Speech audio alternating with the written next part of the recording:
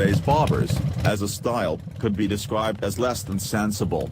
They prize form over function, emotion and feel over pure logic. If Freud's id, ego and superego structural model of the human psyche were applied to motorcycles, bobbers would be the id.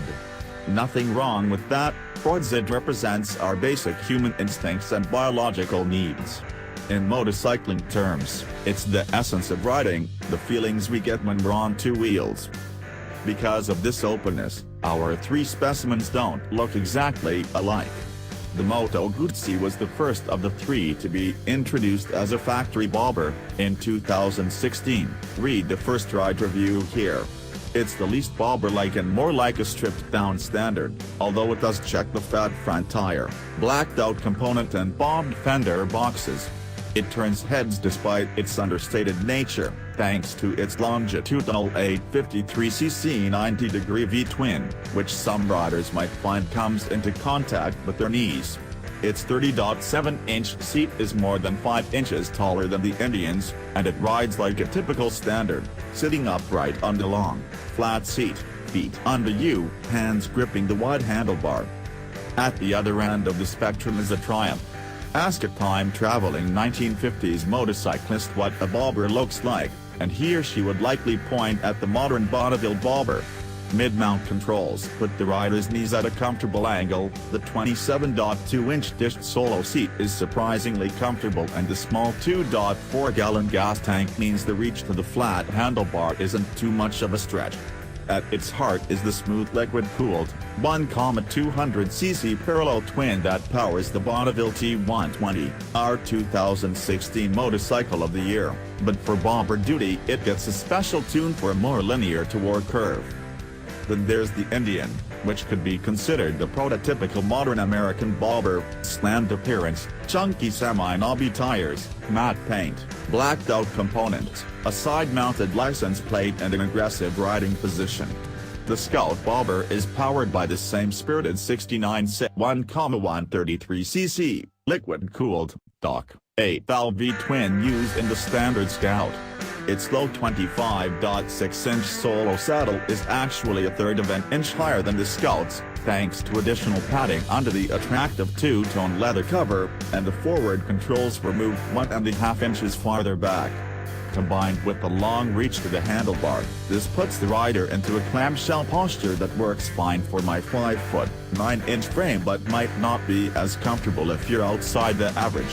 If that's you, have no fear, Indian offers extended and reduced reach foot peg relocation kits.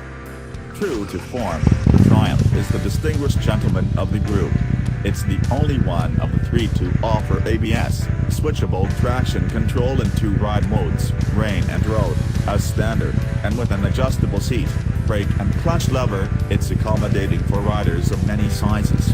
Throttle response is smooth and crisp, with the parallel twin doling out 74.4 horsepower at 6,000 revolutions per minute and 73.4 pounds-to-foot of torque at 4,000 on the jet tuning dyno. Unlike the muted whir-and-purr of the Guzzi and the bark of the Indian, the Triumph's sound is musical, striking an ideal balance between volume and tone. At 534 pounds wet, it's 8 pounds lighter than the Indian, but thanks to its tall 19-inch front wheel it steers slower, especially at low speeds. Short, 3.5-inch front, 3-inch rear, stiff suspension is jarring at any speed and wreaks havoc with handling on bumpy pavement, and weak brakes do little to add confidence. On a smooth, moderately curvy road, however, the Triumph is sublime. We just wish the fun lasted for more than 114 miles at a time. The Moto Guzzi, meanwhile, ends up being the most sensible of the group, not much of a surprise given it's the least like a traditional bobber.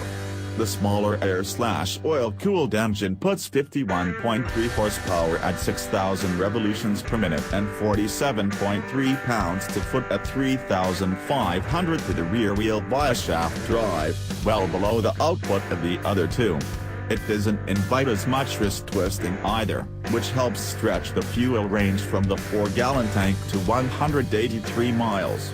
Despite having the lowest price of the trio, the Guzzi comes standard with ABS and switchable traction control, and Brembo brakes serve up decent power and feedback.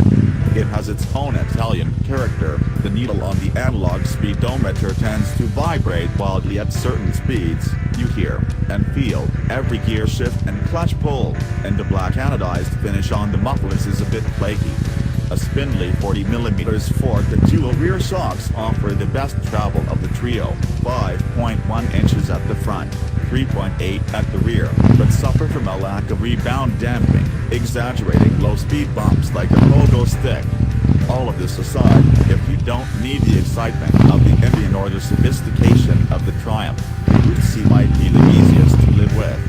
You can strap a tail bag to the seat, attach a magnetic tank bag to the steel tank,